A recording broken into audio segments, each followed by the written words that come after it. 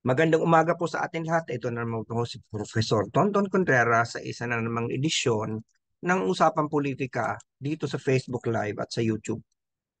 Pag-usapan po natin ang pagputol ng mga kahoy at ang forestry. Alam nyo, iibahin natin ng kaunti ngayon ang daloy ng ating mga usapang politika. Kasi napapansin ko, tuwan-tuwa tayo pag pinag-uusapan natin lagi tungkol sa kontrobersiya, awayan sa politika, bangayan ng DDS at kay PBM, kritik ang tungkol sa China. Okay, importante mang-usapan siya. Pero gusto ko rin kasing itong aking platform na to ay magamit din natin sa pagpapaalam sa inyo ng iba't ibang mga bahagi ng ating buhay na may kaugnayan sa ating pang-araw-araw na survival. At the same time ay malinawan tayo. Hindi naman po ito para lang kayo ay i-educate kasi ayoko yung ganong klase ng let me educate you baka kayo magalit sa akin. Pag-usapan natin yung mga minsan mga ganitong paksa tungkol sa pagputol ng kahoy at sa forestry kasi napapanahon ito at pinag-uusapan nga natin ng kalikasan. Nanganak yung issue sa Bohol. Napag-uusapan na rin yung Masungi Georeserve. In fact, gusto kong magkaroon ng isang special episode para sa Masungi. Alam nyo, malapit po sa aking puso ang environment kasi doon sa mga hindi nakakaalam, ang undergraduate ko po sa UPLB, Bachelor of Science and Forestry. At pagkatapos yung isa pong master's ay sa forestry din po. Saka ako nag-master's political science at saka nag-PhD sa Poli-Sci. So yan po mga hindi nakakaalam ng aking buhay. Pinapaalam ko po sa inyo. At sa kasalukuyan, ako po ay, dati nagturo po ako sa College of Forest and Natural Resources na matagal na panahon. Yun ang unang trabaho ko. Nung ako ay graduate noong 1982, diretso po akong nagtrabaho sa CFNR. Nagturo ako dyan ng halos 18 years, mula 1982 hanggang 2000, at tapos nag-resign ako. Pumunta akong Lasal. Pagkatapos, after 21 years of serving in Lasal, Diyos ko, 39 years na pala ako nagtuturo. Ano?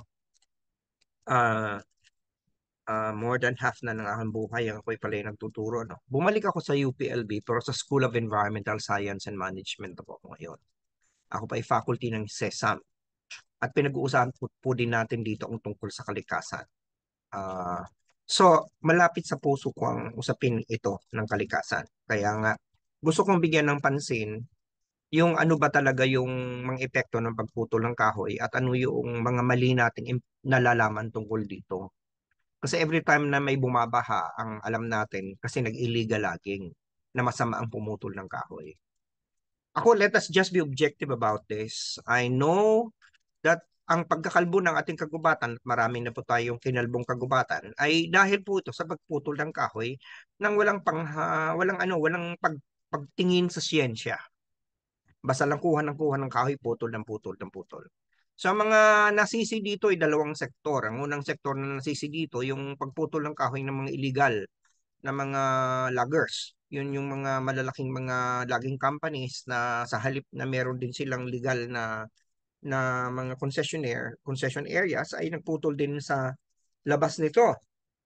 At kasama na rin dito yung mga maliliit na mga loggers na paisa-isang pinuputol, walang mga permiso at kinakalbang kagubatan. Ang isa rin namang nasisi din dito ay yun ding mga tinatawag natin namang maliliit na mga magsasaka sa kagubatan. Ito yung mga upland farmers na dahil kulang sa kabuhayan, hindi sila magkaroon ng buhay sa kapatagan, umakyat sa bundok, o kaya yung ating mga kapatid na mga katutubo ang iba doon, or kaya yung ating mga ah, kapatid na mga Pilipino na nakatira sa mga malapit sa gubat at namutol ng kahoy para sa sarili nilang ikabubuhay. At the same time, para i-clear yung forest para sa kanilang pagsasaka. Tawag natin dito natin mga kainginero. Hindi natin itinatanggi na ang ang pagkakalbo ng kagubatan ay dahil nga sa maling paggamit, sa maling pagputol ng kahoy. Kasi gusto kong emphasize, illegal logging. Ibig sabihin hindi legal. Sabagat meron pong legal logging. Sa totoo lang. Alam nyo, may dalawa pong klaseng gubat. Yung plantation, ito po yung tinatanim. Okay?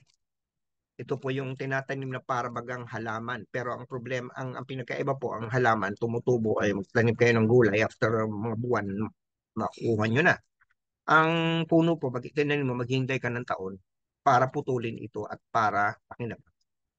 Meron naman po tinatawag na natural forest, hindi po plantation. Itong natural forest, ito yung mga tumubo ng kusa sa kalikasan.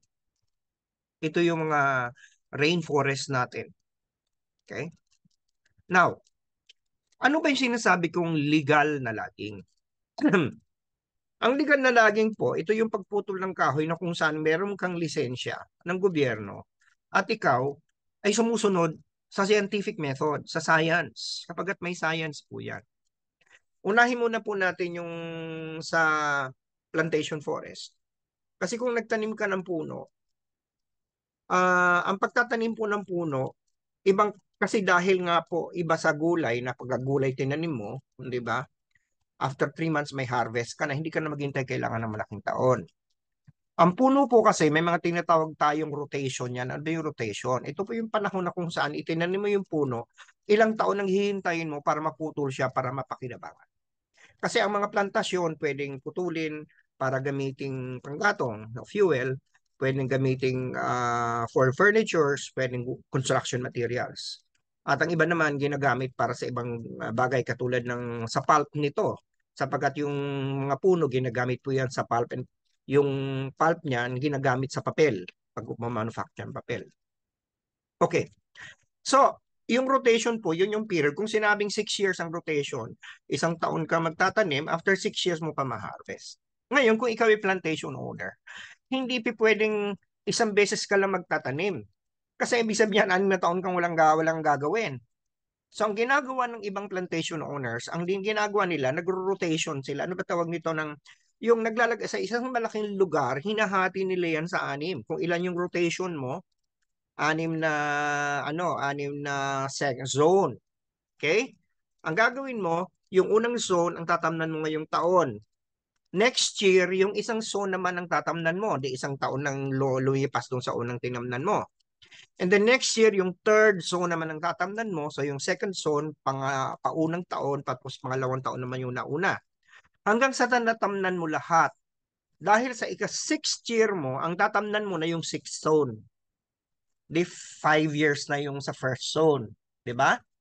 Pagkatapos, sa 7th year mo, maghanda ka na mag-harvest doon sa first zone mo. So, yung first 6 years mo, nagtatanim ka ng iba't ibang zone, but starting the 7th, every year may harvest ka na. Okay. So, hindi pwede yung, hindi pwede yung magtanim ka tapos lahat tatamnan mo. Tapos, maghintay ka ng 6 years. Tapos, harvest mo naman. Tapos, maghintay ka naman ng 6 years. Well, pwede mong gawin yun kung gusto mong malugi. O kung may iba kang pinagkakaabalhang mga economic activities at isa lang na source ng ano mo, ng ng income mo yung pagtatanim ng puno. Di ba? Theoretically. So, yun ang sinasabi nating scientific plantation management. 'Di ba? Kasi hindi pwedeng maghintay ka bago mag-rotation para pumutol. Yung first 6 years talaga magtatanim ka. Pero sa 7th year, hanggang forever na yan, kung hanggang kailan ka may license to plant and harvest, taon-taon ka na may uh, puputulin. Yan po ang scientific forestry. Kasi ang gagawin mo dyan, hindi mo totally kinakalbo yung gubat, yung lugar. Or kaya hindi mo totally yung kiniklear. Kunyari meron kang isang hilly land na lugar. So yung unang part mo na tatamnan mo, yung iba hindi mo nagagalawin. O kaya lalagyan mo muna ng mga kung ano pang mga crops na hindi pwedeng maapektuhan yung ecosystem. Tapos sa susunod na taon, yung sunod naman. Habang yung isa mayroon ng mga nakatanim na 1-year-old na. So hanggang sa susunod ng mga taon, umiikot ka, hindi na malaki yung area na nakiklear cut sapagkat ang plantation po, ang pag-harvest niyan, pinuputol mo lahat kasi pare-pareho na ang age niyan. Okay, naintindihan po. Ngayon, paano po pag natural forest? Katulad ng mga dipterocarp forest, katulad ng mga tropical rainforest. Ang tinatawag po sa science na ito ay selective logging system. Ano po yung selective logging system? Kasi para po yung ganito, katulad ng isang deposito sa bangko, meron kang 100 pesos sa bangko. Siyempre yung bangko may interest rate yan, tumutubo yan. Kapag continuous mo lang wini-withdraw ang interest niyan, hindi mababawasan ng kapital mo. Kung hindi magbabago ang interest rate, taon-taon, kung ano man yung interest rate, mag-harvest ka. Ay, yung mawi-withdraw mo.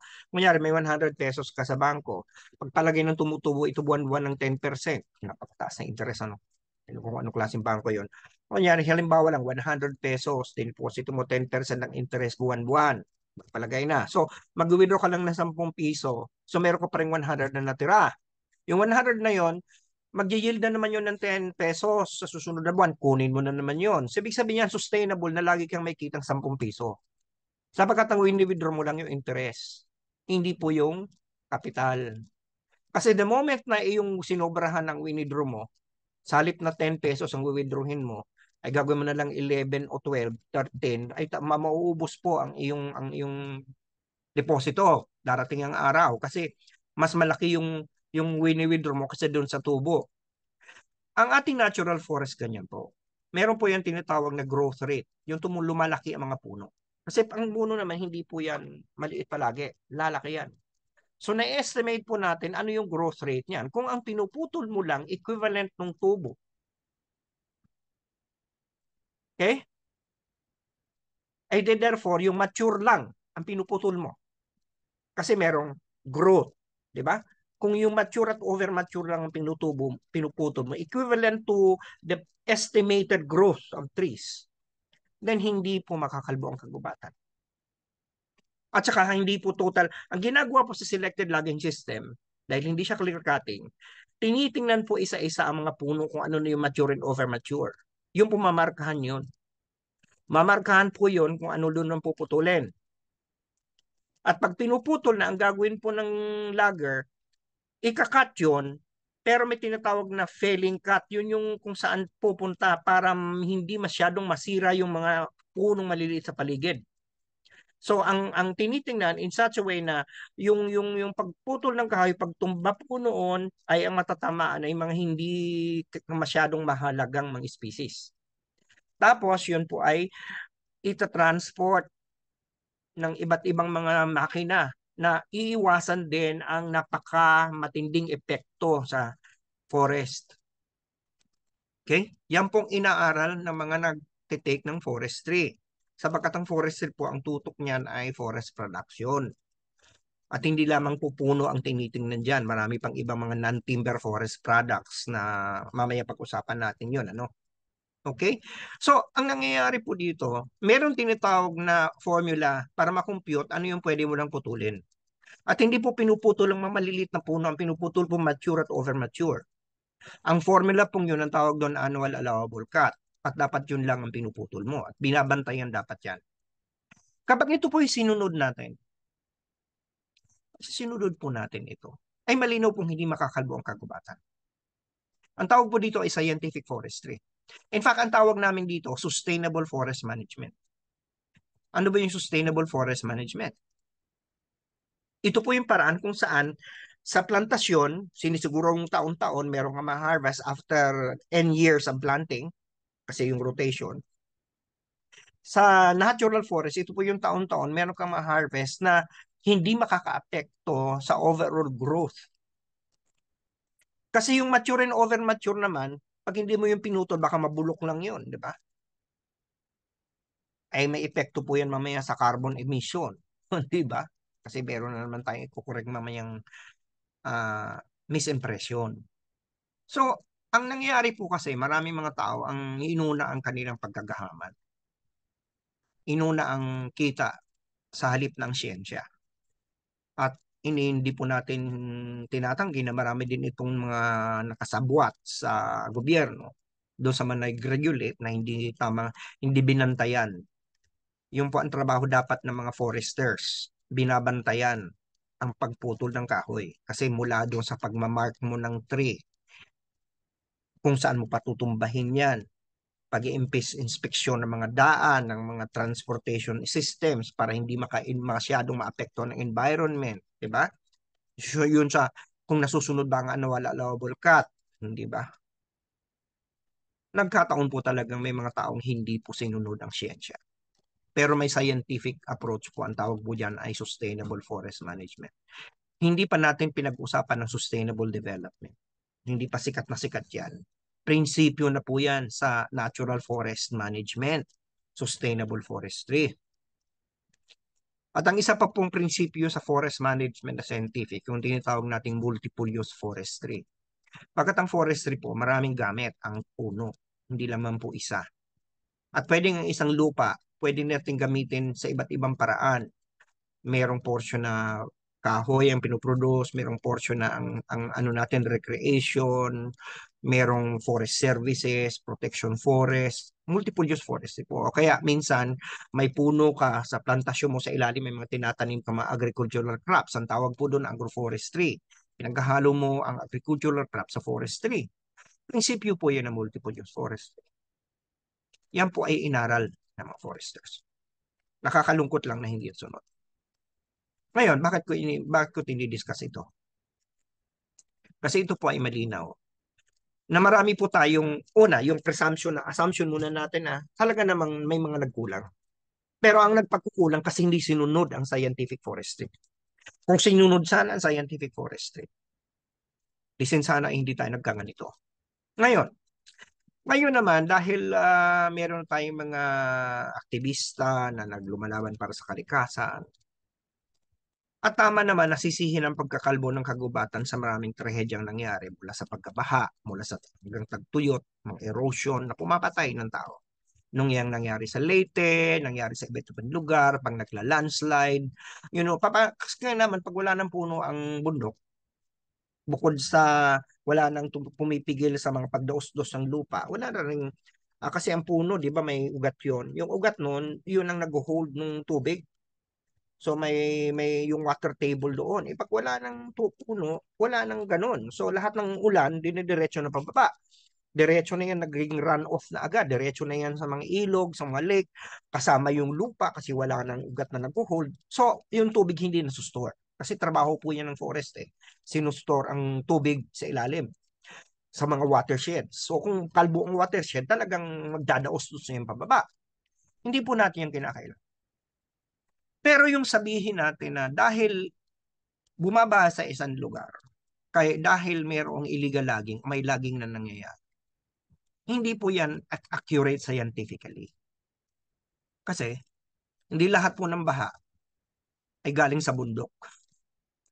At isa pa, hindi po lahat ng baha ay talagang nangyayari dahil wala ng puno.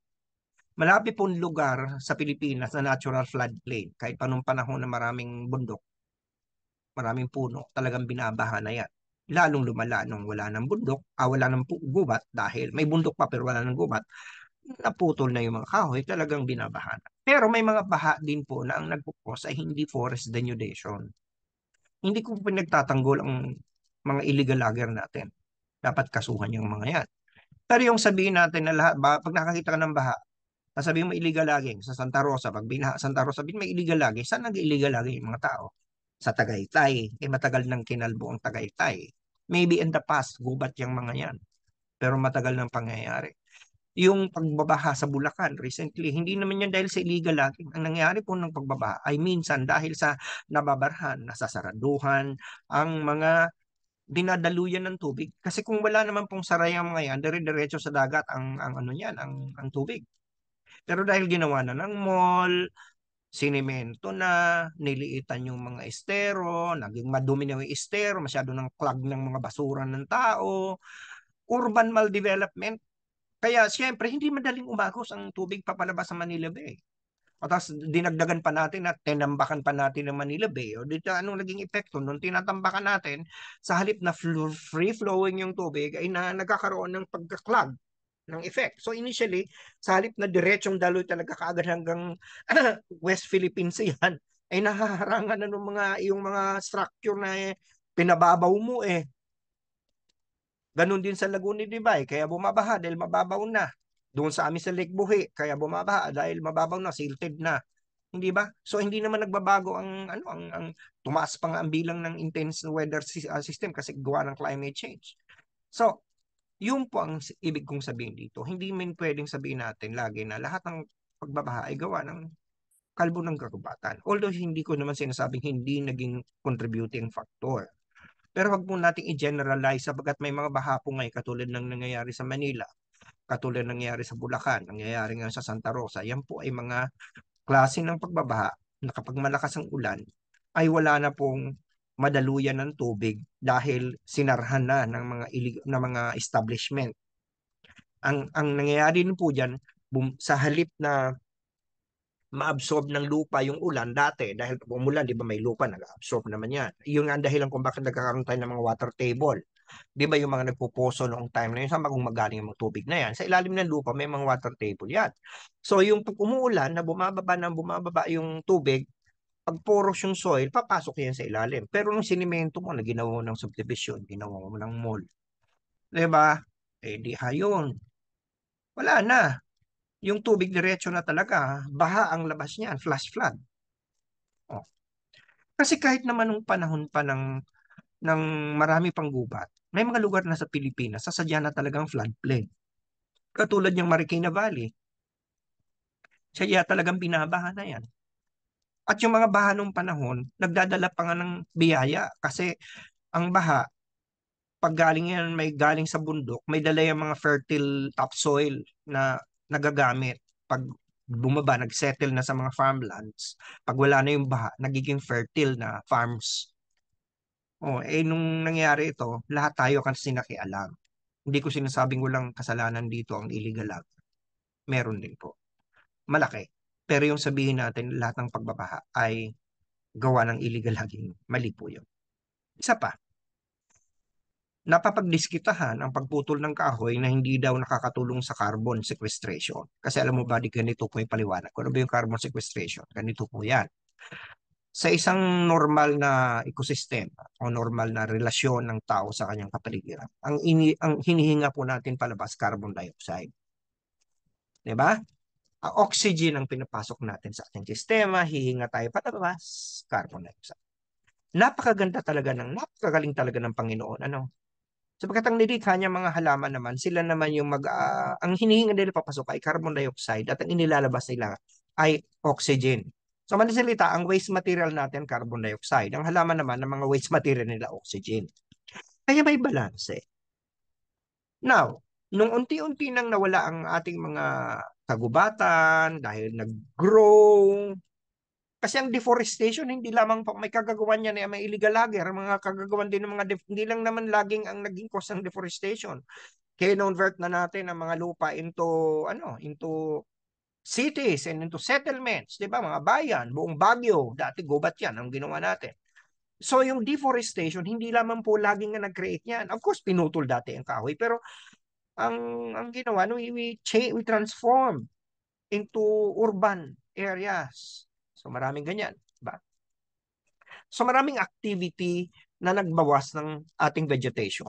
Lahat ng mga lungsod, lahat naman ng mga lungsod na yan, New York, Paris, Tokyo, lahat, Manila, lahat yan dati maraming puno. Kahit ngayon wala na. Dati siguro nilag, pero ngayon ang naging cause niya ay urban development. So unti-unti nawawala ang ating kalikasan. Ano nangyari? Di umunti yung puno na gagamitin ng carbon dioxide at hihingi ng oxygen. Dumadami ang tao, ano ba ang binibreathe in natin? Oxygen, ang tinatay natin sa katawan natin, carbon dioxide. Maraming mga yan. Yun namang halaman, umunti ng umunti, ano ba ang ini-breathe in ng halaman? Carbon dioxide, bumuproduce lang ng oxygen. Saan lumalabas? Nagkakaroon ng maraming carbon sa atmosphere. Kasi mas marami ang binubuga natin carbon dioxide kaysa sa mga halamang ito ang hinihinga papasok. Nagkaroon na accumulation ng carbon sa atmosphere. Yan ang naging cause ng climate change. Nagkaroon ng carbon emissions. Saan dati, ang laging sinisita ngayon, ang may kagagawan daw ng pagkaroon ng carbon sa atmosphere, ang pagputol ng kahoy. Totoo naman. Pero ganito po yan. Ang pagputol ng kahoy, masama kung titingnan mo agad. Pero ito pa ang prinsipyo dyan eh.